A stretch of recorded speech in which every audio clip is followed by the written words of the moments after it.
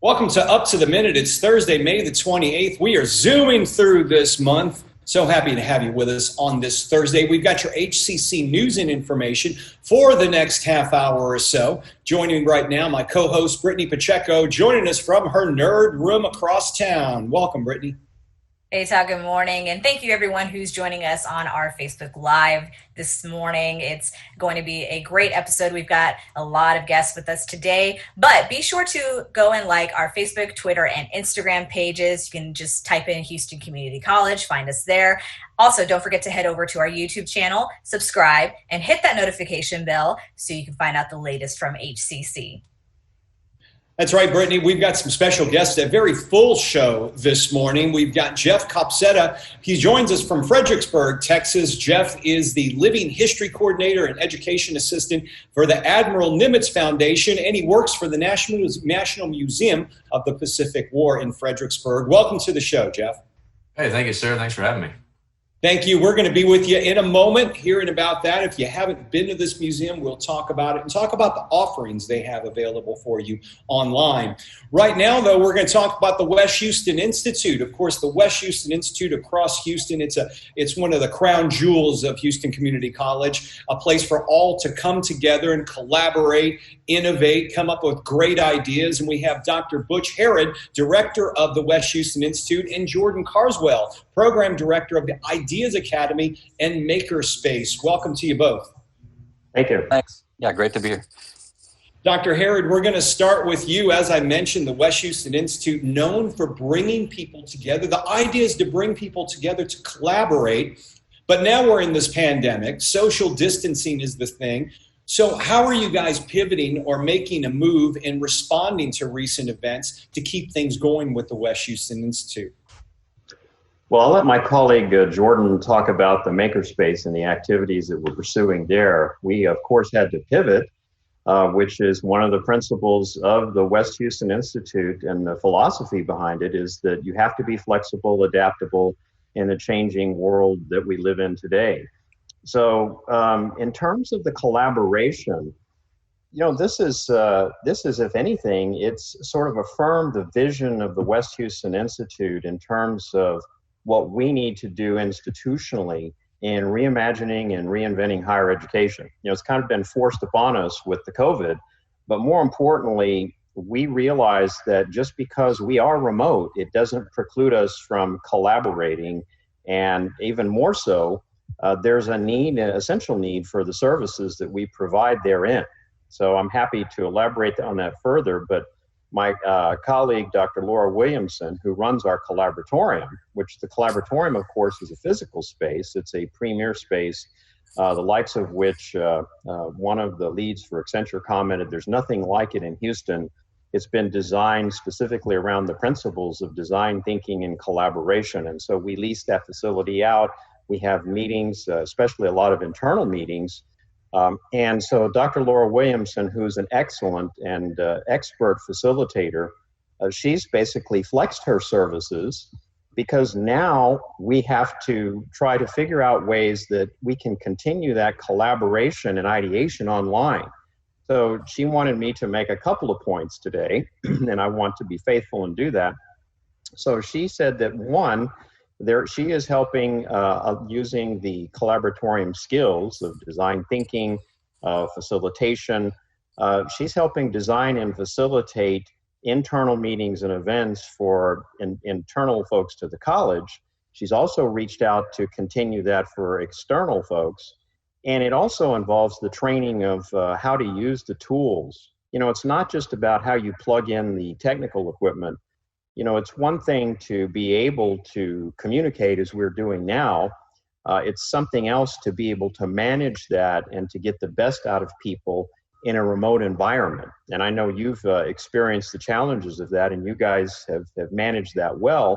But others that are forced into the situation as a result of COVID-19, they're having to learn on the fly. So we can provide those level of skill and support that's also needed for that purpose.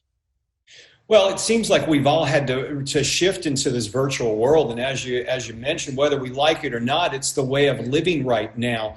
How have the programs out of the West Houston Institute been affected, and have you been able to translate those virtually and deliver them online? Well, the answer is it's been a work in progress. So, for instance, we've had an Innovation Fellows program now. We've had our second year's cohort recently complete their projects and assignments and training and learning and all of that good stuff. The Innovation Fellows program is a program for our faculty and staff to help them to reimagine their role in a changing world. So, I mean, it's fit perfectly, but we had to flex that into a completely online environment. I'd like to thank Dr. John Swan for his work in that area. We rewrote the curriculum essentially, on the fly, as did all of our faculty in dealing with their students. But back to this specifically, so it was interesting to see people continue the ideation and collaboration in a remote learning way, as opposed to just being physically there. There's a value to the physical space, but we can't, we should theoretically be able to deliver, educational services and have that interaction and collaboration, even if we were teaching outside under a tree like Socrates. One thing I'm excited about, because some of our staff work with you guys at the West Houston Institute to bring your events online. Being now that we may have events without an audience, one thing you guys are already set up for is to deliver that in a live stream. You guys have the lights, the cameras, the personnel. So if groups want to come in and deliver something online, you're there for them without an audience, and they can still deliver their event or forum or however they want to do it. Thank you for saying that, and that would be remiss of me not to. Thanks to the collaboration, with your team. This is our auditorium and conference center is a premier place for the delivery of those kinds of services. And our ability to live stream means, think about this, when we come back into the physical space of the campus, that's going to be a transitionary period. I don't think anybody envisions that suddenly there's going to be 500 people in our auditorium. So given that, how do we connect people remotely while simultaneously providing that sort of same level of connectivity? And there's digital tools we can use. We certainly rely on you guys for the services that you provide. It's just been invaluable to us to sort of, carry the message forward. Well, we've always been ahead of that curve with you guys, and getting that up and running. We look forward to collaborating and working with you as we move into this new world that we're living in right now. Jordan, I want to move to you right now and ask you about the IDEAS Studio. First, tell us what that is, and then how you've collaborated in working with H-Force. So the IDEAS Studio is the makerspace at the West Houston Institute, and it is a one-of-a-kind facility, really, not only among educational institutions in Houston, but really in the Houston area. And pretty soon after the campuses closed down, me and my staff began seeing news stories about how makers and makerspaces were responding to the crisis. There was a lack of personal protective equipment in hospitals and with first responders.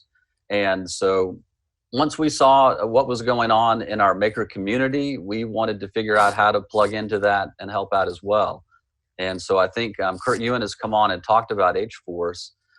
We started out 3D printing, working with a makerspace in Houston, TXRX Labs, and we were 3D printing headbands for their shields. And then we quickly began getting lots of requests to help out with the Harris County Sheriff's Department, Fort Bend Emergency Response, other hospitals, MD Anderson. We had a very unique collaboration with them. And so we began using other processes, laser cutting, laser cutting the plastic shielding to make shields. And one of the most interesting things we've also done is laser cutting cloth material. One of H-Force's partners is Connect Community, and they have an initiative called Sewn Goods, and we've actually been helping them by laser cutting the patterns for the face masks that they sew. And so it's been really fascinating to see how makers were able to fill in that gap and quickly respond and pivot. It's a perfect example of what we always tell our students and faculty theoretically. And so being able to do that in practice and show that to them has been amazing. And Butch, this is kind of like a perfect example of really what the West Houston Institute is all about. You had a team there that reached out across the district from other colleges at HCC to bring in experts to collaborate with. Then you reached out to community partners. You've got the community to help donate money for supplies. And then you're able to reach out to another partner with the Sheriff's Department to deliver these goods. Is this kind of what you guys had in mind when you first had the West Houston Institute on the drawing board?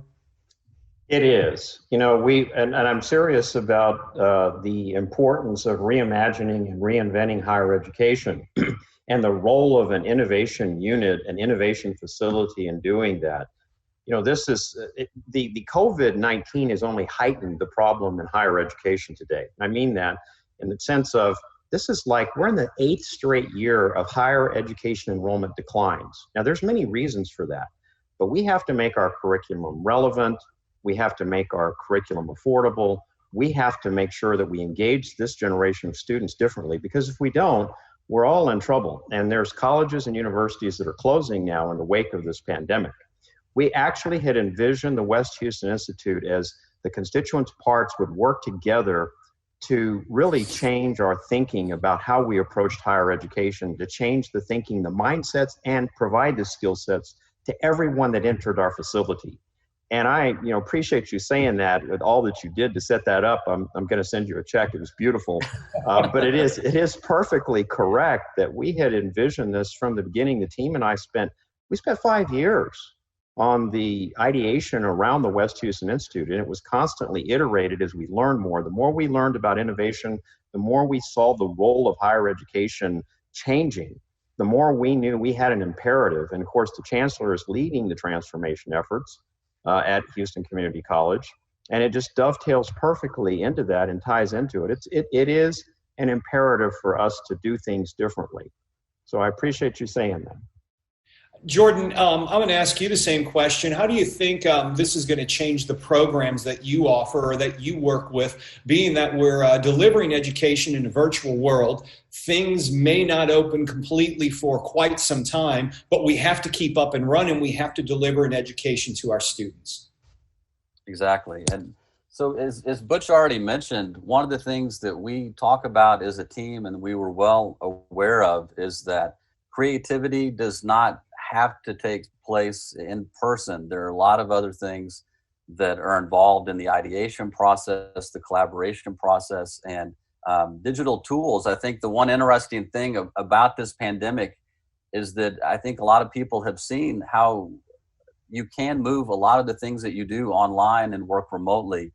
And so we have responded by beginning to focus on the design process. A lot of times in our makerspace and with our students, we're talking about creativity, but when you're there in the makerspace with the 3D printers and the laser cutters and the other tools, that kind of ends up being a lot of your focus is how can I get in there and do something with these? And behind that, at the beginning, is the creative idea. And so how do you come up with creative ideas? How do you foster those? How do you work collaboratively with others? Those are all things that we can teach and that we have been, working with students and faculty and staff with online.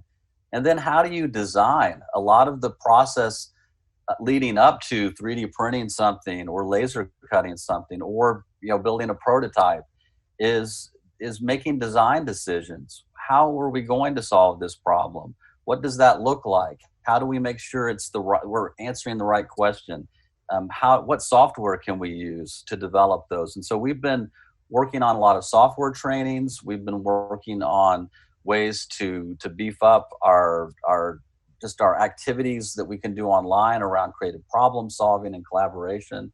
And so it's been unfortunate circumstances, but we have turned it into an opportunity to develop out a side that we always talk about and work with students on, but have not always had the time to flesh out in terms of our programs. And so we're real excited to be doing that and excited to be rolling things out to students and faculty next fall.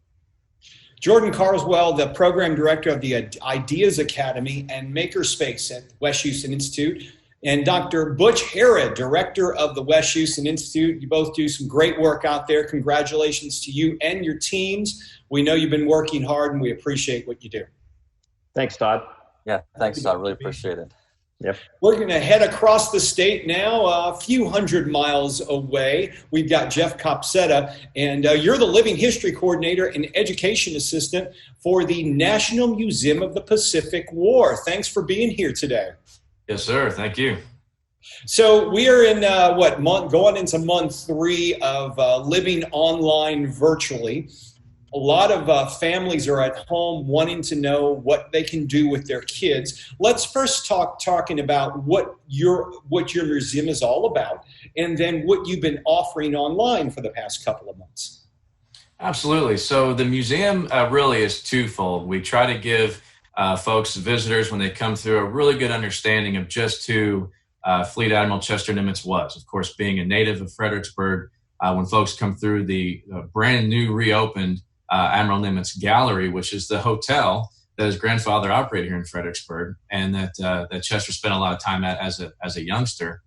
So you kind of get to see where that all came from, with his early artifacts from his childhood and through pre-World War II and his naval career, and then of course climaxing him as the Commander-in-Chief of the Pacific Fleet.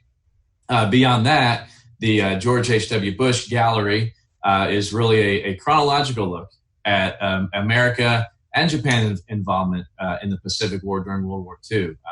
It's a very unbiased approach. The exhibits don't start with Pearl Harbor, with us being thrust into the Pacific War. It really starts almost 100 years before that, when Commodore Perry dropped anchor in Tokyo Bay and opened Japan to the world of trade. So you kind of get to see these two nations as they were building up to be what they were and coming together in December of 1941. So really with some unique micro and macro artifacts that take you through chronologically from start to finish Pacific War. Also, just outside of the Nimitz Gallery and the Bush Gallery, we have the Memorial Courtyard. We have a Plaza of the Presidents that shows 10 consecutive presidents that had some service during World War II, with the Japanese Garden of Peace. And then about a block and a half away is where I operate at the Pacific Combat Zone. And again, that has a few other larger artifacts, a PT boat and a TBM Avenger exhibit. And then the battlefield, where we host our living history programs.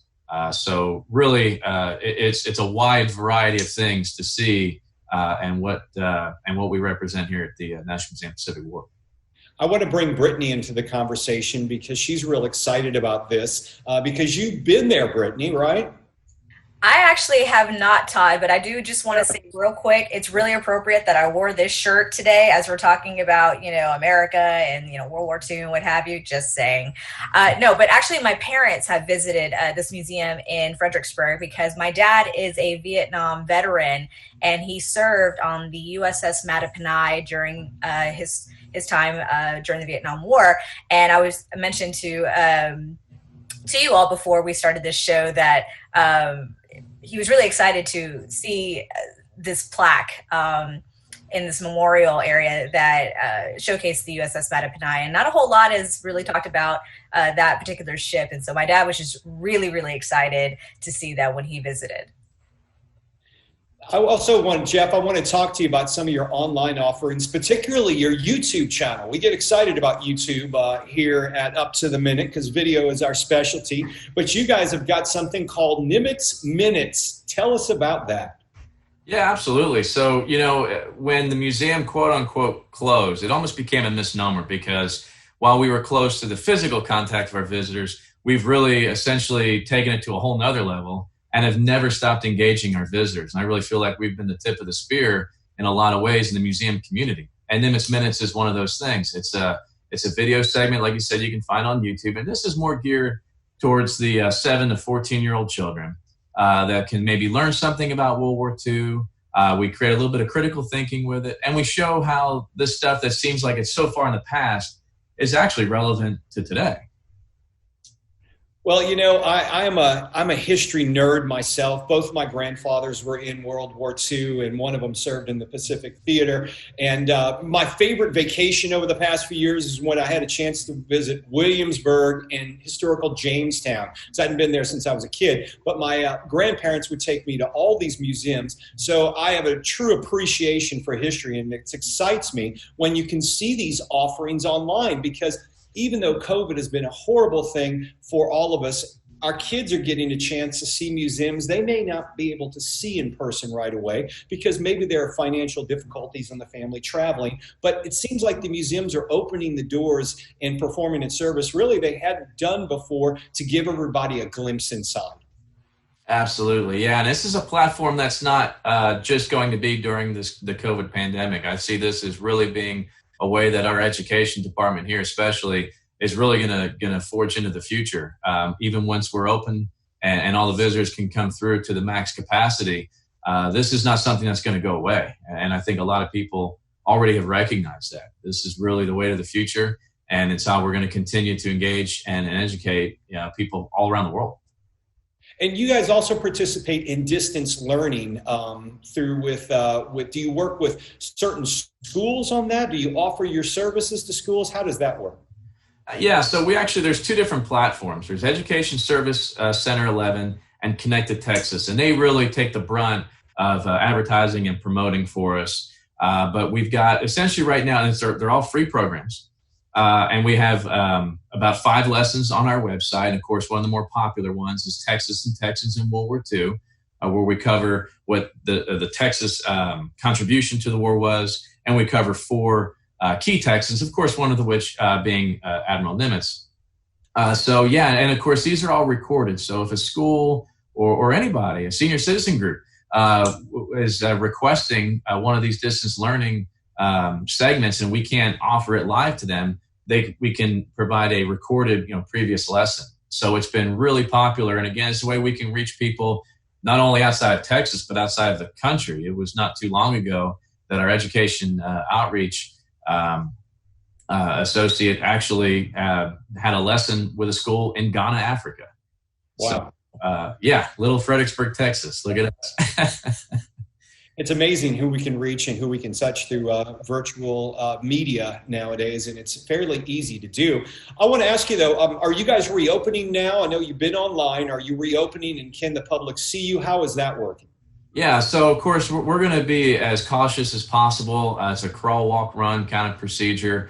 And, of course, the safety of the employees and, of course, our visitors and members is always number one. But right now, actually starting tomorrow, we're going to implement a phase 2 of our reopening, which is essentially still zero contact with tickets. All the tickets are purchased online ahead of time. And we're going to basically allow 12 visitors in per hour on the hour. And we're going to so that's going to stop at 2 o'clock. The museum's still going to close at 5. So that allows those 12 folks that came in at 2 a solid 3 hours to see everything. And we're still going to be closed Mondays and Tuesdays. But yeah, this is just kind of it's going to be in phases as we reopen completely. Brittany, did you have a question? I do, actually, because we have a question from one of our viewers who wants to know, what are your plans for the 4th of July with the museum? Yeah, so that hasn't been set in stone yet. I hope folks got a chance to see what we did for Memorial Day, which was an entirely virtual program, and I think it was very, very moving. It was really something special, had a wonderful guest speaker. So I don't know if that's the same platform we're going to use for 4th of July or not. I don't make those calls, so it'll be interesting to see. But I encourage people, as we go through this, like you said, we're all going through this together. So I encourage people to stay active on our website and our social media for up-to-date type things like that on what we're going to do for programs going forward. And Jeff, the website where people can go visit your museum virtually and also buy tickets, where can they go to? Yes, sir. That's very easy. PacificWarMuseum.org. Jeff Copsetta, you are the Living History Coordinator and Education Assistant for the Admiral Nimitz Foundation and the National Museum of the Pacific War. Thanks for joining us from Fredericksburg. Hope you have a great day and a good weekend. Thank you for being here. Yes, sir. You too. Thanks. And we're now going to move across town to Brittany Pacheco. Always great to talk with some of our national museums that are offering their services online, because people are maybe getting a first chance to see things they haven't seen before, Brittany. And the good thing about it is it's free and it's online and it's available to everyone. Definitely, Todd. And I'll be the first to say, because my parents did visit this museum, as I said earlier, and now having listened to what Jeff had to say and all that they're offering right now, it really makes me want to just dive into this museum and to learn everything that they have to offer about it. And when the time is right, when we can, safely venture out again, I want to make a road trip to Fredericksburg to go check this out in person. Well, we've got the National Pacific War Museum in Fredericksburg, and then just down the road, about 360 miles away, New Orleans, you have the World War II Museum that is there. So you've got some, not just to mention all the museums that are here in Houston, and I think a number of them are in the phase of opening right now, but you can visit them all online and really get some great things to show the kids and keep yourself entertained while we're working in this home environment. So, Brittany, on to other things. We've got virtual info sessions from Enrollment Services, and those are happening weekly through August. That is correct, Todd. So, everyone, you have the opportunity to get help from Enrollment Services. If you have questions about your admissions application, testing, new student orientation, choosing a major, that's a really big one, financial aid, an equally big topic, all your questions can be asked at this virtual information sessions that, as you said, will be happening weekly all the way through August. You can register today by heading over to hccs.edu/information sessions. Another big thing we have going on, just launched last week, is a new initiative here with Houston Community College. We launched a program to retrain and retool Houston's workforce to fill about 500,000 jobs across the state of Texas, and that's in light of more than 1.5 million area people and across the state of Texas that have filed for unemployment. Well, the good news is there are jobs available. We have an initiative called jobsnowhouston.org. Visit that website. It will help hook you up with these jobs, but get you the certification and the short-term training that you need. And Brittany, there are like 5 areas that this website focuses on.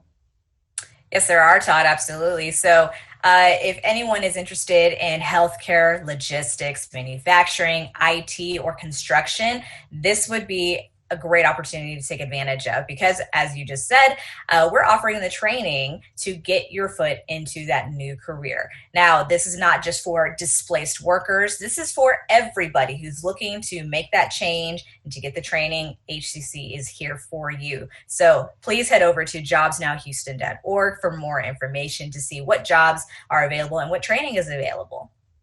Financial aid's available for these programs, scholarships as well. And if you are receiving unemployment benefits, check with the Texas Workforce Commission, because a lot of times there's money available for you to attend a college program. This would be perfect to use those funds. Use this time to not only search for a new job, but to train for a new career. And a lot of these jobs, Brittany, were the essential ones that kept going the whole time we had the shutdown. Absolutely, Todd. So this is also really important, because there are going to be jobs that are in high demand now as we're still enduring this pandemic, and they're going to still be in high demand after this pandemic. So it would be wise to take advantage of the training that we have offered for everyone here. Again, healthcare, logistics, manufacturing, IT, construction. Head over to jobsnowhouston.org in order to find out more. One thing we want to mention briefly, that if you didn't get a chance to be tested for COVID and you're experiencing symptoms, maybe you just want to get tested, they're offering free testing. It's been extended at our Southeast College. I just got confirmation. They're going to be there today and tomorrow at the Southeast College, at least till 4 p.m. So go through. You don't have to get out of your vehicle. It's in the parking garage. You can drive through, get tested, and there is no cost for that service. Summer and fall registration are now underway. You can still register for one of the summer sessions that's happening online. And then fall registration's underway as well, Brittany. Exactly, Todd. So our mini master for summer is wrapping up, but we begin our summer, our 10-week summer, our first 5 weeks, and our first 8 weeks all on June 8th. So I'm actually going to be posting some important dates to know for summer in case you all are wondering out there. That's going to go up later today. But yes, register for summer 2020. All classes will be 100% online, so you don't have to worry about that. Sign up. But for fall, that's to be determined. The college is looking into different methods of teaching to see, what we're going to be doing, and that announcement will come later as soon as we have something to share with you all, because we are following local, state, and federal guidelines. We want to make sure that everyone, students, faculty, and staff, are going to be safe and healthy as we continue with our classes. So again, fall classes, the class instruction is to be determined. It could be a little bit of both, in class or online. We'll just have to wait and find out. You will find out soon. I'll tell you that, though. I'm sure we'll have information forthcoming very soon. Tomorrow on the show, Brittany, we've got entrepreneur in residence at the Southwest College, Kimberly Penn. We'll be here to discuss Saturday's virtual business summit, Pivoting Past Crisis. From HCC Center for Entrepreneurship. We'll also have another Kimberly Cade, Marketing and Program Coordinator, who share how topmarketingcompanies.com named HCC as one of the best marketing schools in the U.S. in which to hire students in 2020. So we'll have a great show tomorrow. And Michael Garfield, the high-tech Texan, will be making his Friday visit. Brittany, thanks for being here this morning. Thanks, Todd, for having me. And thank you all once again for joining us on Up to the Minute. Again, like us on Facebook, Twitter, and Instagram. And don't forget to subscribe to our YouTube channel. And we will see you tomorrow at 10 a.m.